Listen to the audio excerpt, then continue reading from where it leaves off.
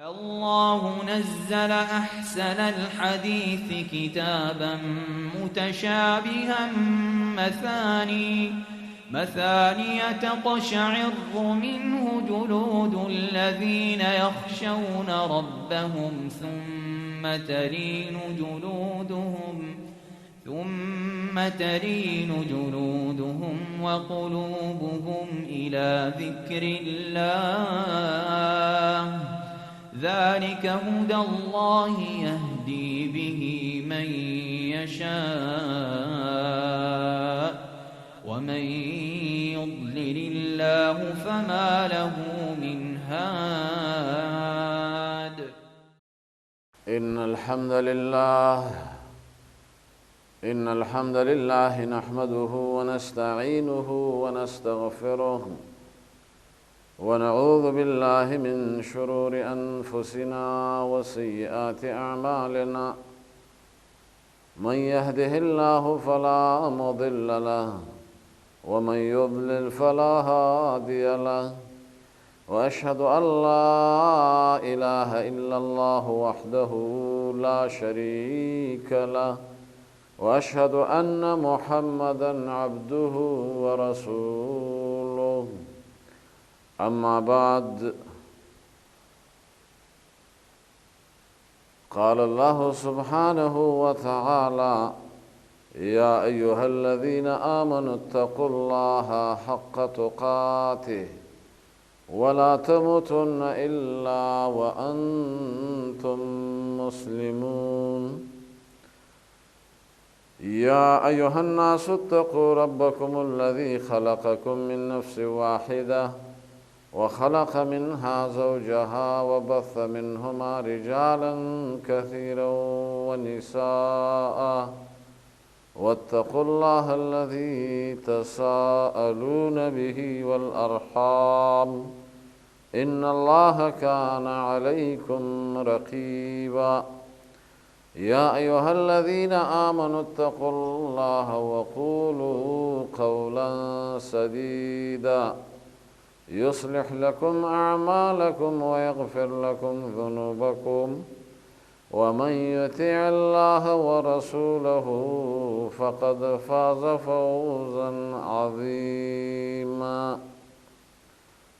قال رسول الله صلى الله عليه وآله وسلم: لتسون صفوفكم أو ليخالفن الله بين وجوهكم،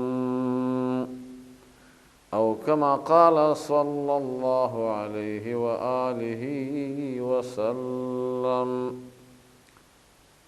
ډیرو قدرمنو مشرانو، مسلمانانو، خویندو، میندو، د پیغام ټي وي، تلویزیون او چینل مینوالو، مستمعینو، مشاهدینو، السلام علیکم ورحمة الله وبرکاته. نن زمونږ او ستاسو یو بله موضوع ده او ډیره اهمه ده چې هغه ته وایي موضوع د تسویة الصفوف، د صفونو برابرول. نن سبا الله دې معافي وکړي، منځونه دي دا کیږي او جماعتونه دي الحمدلله موجود دي او په دې کې جمع کیږي، 15 وخته کیږي، خو د لمونځونو حالت داسې دی چې د جماعت په ادا کولو کې منځګزار مقتدیان منځونه کوي، اما احساس د دې چې یو بل سره خپې ولګوي او یو بل سره د صف درست او صحیح کی، دا سنت نن سبا محجور دی، متروک دی.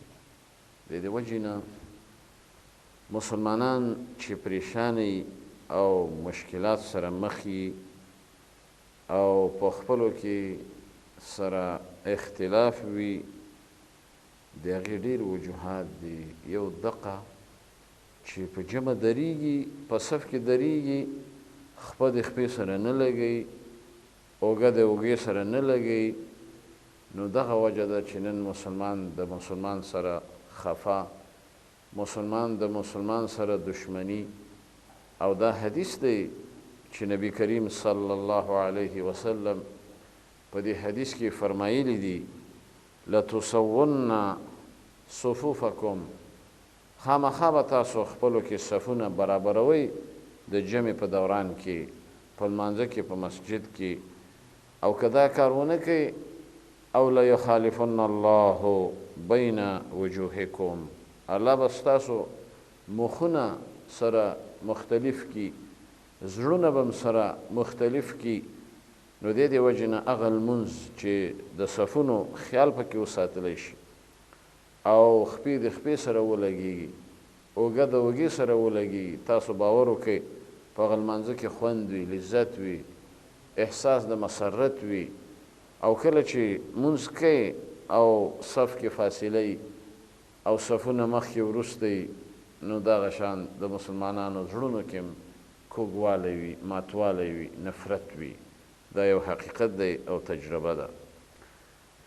نو دې د وجې نه نبي کریم صلی الله علیه وسلم د صفونو په باره کې، د تسویة الصفوف په باره کې ارشادات دي، تعلیمات دي او امرونه دي.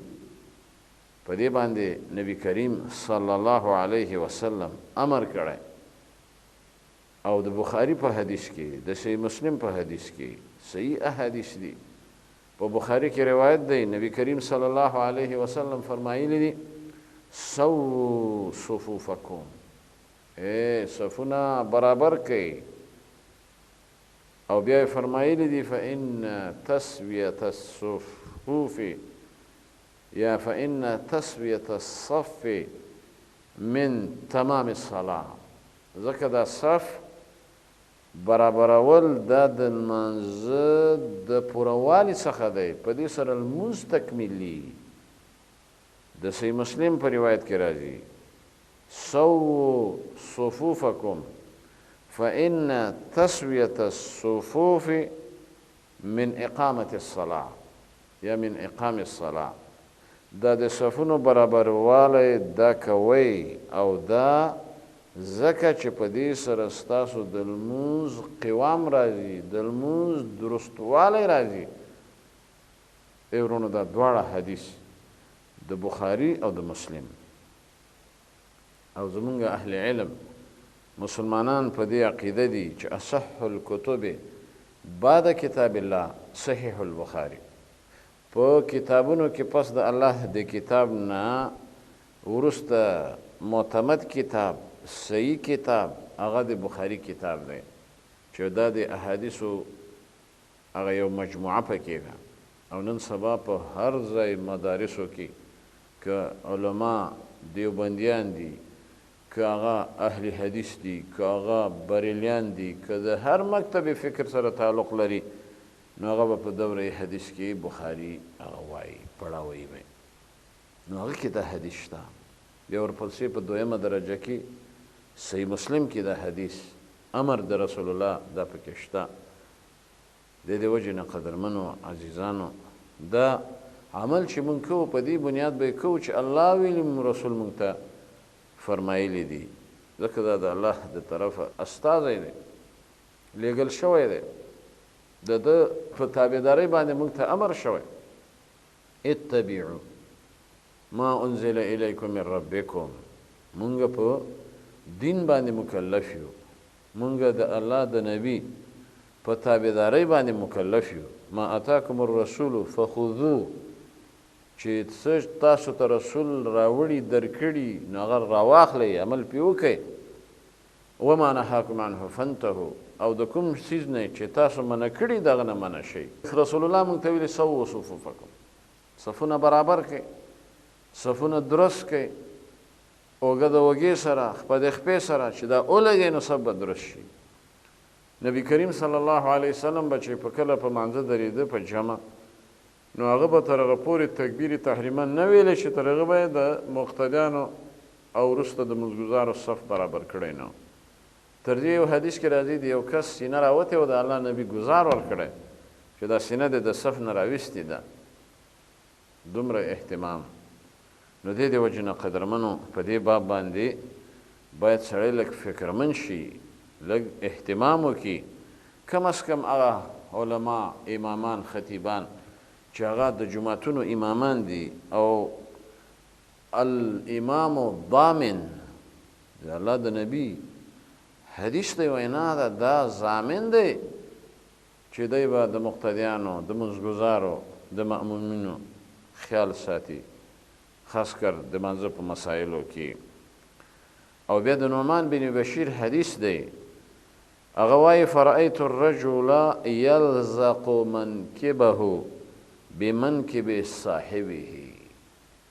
وایي ما لیده کس په مونځ چې هغه به د خپله اوږه د بل ملګري په اوږه به جوخته کړه، ورکبته برکبت صاحبه، او د خپل زنګنونه د خپې به د ملګري په صف کې د خپې سره جوختې کړې، وکعبه بکعبه، او بیا به دا د خپې بیډۍ چې موږ ګټکۍ ورته وایي، دا به د بل منځګزار د ملګري په خوا کې د هغې سره به دا ولګولې، جوختې به یې کړې. نو دا ورونو عملاً په دې حدیث کې د نعمان بن بشیر صحابي نه هغه تثبیت دی. نو دې وجې نه په دې باب کې سستی نه وي پکار. او ابي مسعود رضی الله تعالی عنه صحابي دی، هغه وایي کان رسول الله صلی الله علیه وسلم یمسح مناکبنا فی الصلاة. هغه به زمونږ د اوږې برابرولې، لاس به پې کېښوستلو چې مونږ د خپل اوږې د اوږې سره په صف کې یو د بل سره ولګو. او بیا به یې وفرمایل چې استو، صفونه برابر کړئ، ولا تختلفو، اختلاف مه کوئ، مخکې وروستوالی مه کوئ، فتختلف قلوبکم، نو بیا به ایسته زړونه سره مختلف شي. دغه وجه ده چې نن سبا مسلمانان په خپلو کې خلاف، په خپلو کې طرفګیني، په خپلو کې بغض، په خپلو کې عداوت، په خپلو کې یو بل سره نفرت. وجه دا ده چې منځونه نه دي، عبادت هم په عبادت نه دی. الله سبحانه وتعالی څه فرمایي؟ ان الصلاة تنهى عن الفحشاء والمنکر. وایي مونځ چې دا د انسان منځګزار د بېحیایۍ نه، د زنا نه، د لواطت نه، د فحشا نه منع کوي. خو نن سبا خلک منځونه کوي، بیا ځي فحشا کوي، زنا کوي، غلا کوي، غیبت کوي. وجه دا ده چې مونځ نه ده. ان الصلاة چې محله به الله، هغه مونځ چې تا نه الله غواړي، هغه مونځ چې کوم د محمد رسول الله نه ثابت دی، په داسې شان چې کله مونځ وکړي نو تا به د فحشا نه منع کړي. د دې وجې نه قدرمنو الله سبحانه وتعالی ځکه فرمایي فویل للمصلین. الله وایي منځګزار دی، منځونه کوي، خو الله د طرفه ورته هلاکت دی، خیري دي. ولې؟ الذین هم فی صلاتهم ساهون. ځکه دی په منځ کې غفلت کوي، په منځ کې د فرایضو، واجباتو، خشوع، خضوع دا پکې نه، چې دا اصل او لب د لمونځ دی. او بعضې چې کوي یراؤون الناس، هغه ریاکاري کوي. ولا یذکرون الله الا قلیلا، د منافقانو په شان الله نه یادوي مګر هم کم. مذبذبین، هغه دوپړق دي، لا اله ولا ولا اله ولا، نه د مسلمانانو سره پوره ملګري دي او نه د کافرو او مشرکینو سره پوره ملګري دي. ځان له پخلویو څه په زړه بالا، نفاق پکې. د دې وجې نه قدرمنو په دې باب ډېر احتیاط پکار دی، ډېر توجه پکار ده چې موږ د خپل منځونه چې کوو، خاص کر په جماعت سره، په جمع سره د صفونو او د تسویة الصفوف برابروالی وکړو. او بل ورونو په دې احادیثو کې څه ناشنا فواید دي، څه ناشنا مسایل دي، او په هغې باندې علم راوړل ضروري دي. هغه دا دی چې د دې احادیثو نه دا ښکاري چې تسویة الصفوف، د صفونو برابرول واجب دي، لازم دي، ضروري دي. چاونه که ګناهګار دی مجرم دی. دویم دا چې شدت د اهتمام او توجه د الله د نبی په دې مسله کې چې د صفونو تسویه به یې کوله، دغه به الله اکبر ونه ویلې چې کله به یې وروسته صفونه برابر کړي نه. نن سبا ملا امام هغه نه وروسته ګوري، نه وایي چې سو ایستو. د دې وجه نه کله حرمینو ته لاړ شئ، مسجد نبوي کې، مسجد حرام کې، هلته امام غږ کوي استو واعتدلوا سووا صفوفکم فإن تسویة الصفوف من تمام الصلاة سد الخلل. دا ټول اوازونه په دغه خاطر چې دا په احادیثو کې دي، هغوی په دې خبرو پوهېږي، په دې مسایلو باندې. نو پکار دا چې موږ او تاسو هم ځانونه پوه کړو. بل په دې حدیث کې الجزاء من جنس العمل، ته صف نه برابرئ، الله به دې مختلف کی او الله به دې بې اتفاقه کی. بل په دې کې د پیغمبر علیه السلام غوسه چې څوک صف نه برابرئ. حدیث کې راځي هغه صحابي له ګزار هم ورکړی. نو دې وجې نه بیا وروسته روایت کې راځي هغه ورته یا رسول الله زما سینه دې وهلې ده، نو زه غواړم انتقام قصاص. د الله نبي چې کله خپل بدن هغه ځای ورته لوس که، نو بیا ده وویلې په دې خاطر چې زما دا پوستکی ستا د بدن په پوستکي ولګېږي. دقه مې مطلب و. نو دې وجې نه کله چې امام خبرې کوي په مابین د اقامت او د لمانځه کې دا جایز دی. پیغمبر اسلام چې اقامت به وویل شو، تکبیر تحریمه به یې نه و کړی، غږ به یې سووا صفوفکم، دا جایز دی. بل عدم عمل یا تقصیر په تسویة الصفوف کې دا د کبائر الذنوب نه دی، دا د لوی ګناهونو نه دی، دا یاد ساتئ. او بل دا چې تسویه د صفونو دا راځي د اوږې لګول د اوږې سره او د ګیټکو د خپو لګول د ګیټکو سره. هر منځګزار چې په خپل وزن باندې ودرېږي نو د هغه خپې د خپې سره راځي، منځګزار سره اوږه د اوږې سره راځي.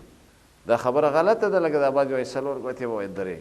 هلکه ته څلور ګوتې ودرېږه، صف کله برابرېږي؟ او دا څلور ګوتې په کوم حدیث کې دي چې ته وایه دومره؟ او بل دا ده چې پیغمبر علیه السلام به په خپل نفس نفیس په صفونو کې ګرځي، د صفونو به یې برابروله. د دې د وجې نه د صفونو نه برابرول دا وعید دی، شدید دی، زورنه ده، رټنه ده، او دا عمل محرم دی.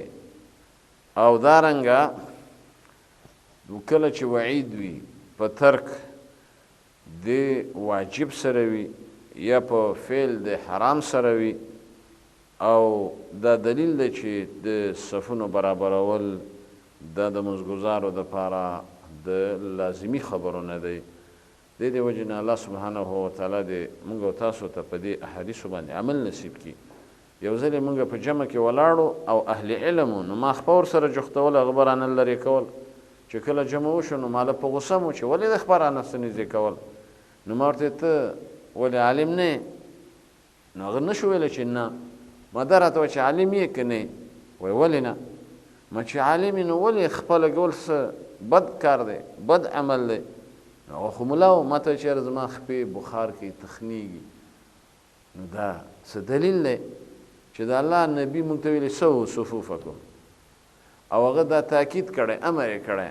نو ته به ولې صف نه برابرې او بیا وایي چې زما خپې تخنیږي او زما په دې وخت کې هغه ساه بندېږي؟ دا څه خبره ده؟ دا څه عذر دی؟ فلا وربک لا یؤمنون حتی یحکموک فیما شجر بینهم. الله سبحانه وتعالی مؤمن نشي پاته کېدلی تر دې پورې چې دوی ته حکم جوړ نه کړي. پیغمبر به ته خپل حکم ګرځې، هغه زموږ امام دی، امام اعظم دی، هغه معصوم دی، هغه زموږ او ستاسو مقتدا دی. لقد کان لکم فی رسول الله اسوة حسنه. د پیغمبر علیه السلام په تابعدارۍ کې ښایسته تابعداري ده، اقتدا ده. نو دې وجې نه زموږ دا کلمه چې ویلې ده څه معنا ده؟ چې لا اله الا الله محمد رسول الله، اشهد ان لا اله الا الله، اشهد ان محمد رسول الله. چې د الله توحید به منې، د پیغمبر سم رسالت او نبوت به منې، دا به ته تسلیموې. او دا تسلیمول په عقیده کې، په معامله کې، په عمل کې، په اخلاق کې، په لمونځ کې، په روژه کې، په زکات کې، په حج کې، د لمانځه په مسایلو کې، د ټولو کې به ته دا هغه عملي کوې او دا به ته تطبیقوې. نو دې وجې نه د الله په نبي باندې ایمان لرل، د هغه په طریقه باندې چلیدل، دې کې کامیابي ده، دې کې سکون دی، دې کې اجر دی، ثواب دی. نو ځکه الله سبحانه وتعالی فرمایي ومن یطع الرسول فقد اطاع الله.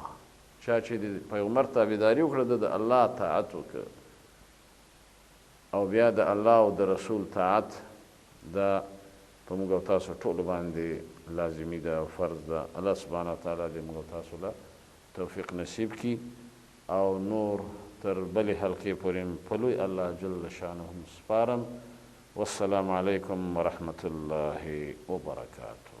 الله نزل أحسن الحديث كتابا متشابها مثاني تقشعر منه جلود الذين يخشون ربهم ثم تلين جلودهم وقلوبهم إلى ذكر الله ذلك هدى الله يهدي به من يشاء ومن يضلل الله فما له من هاد.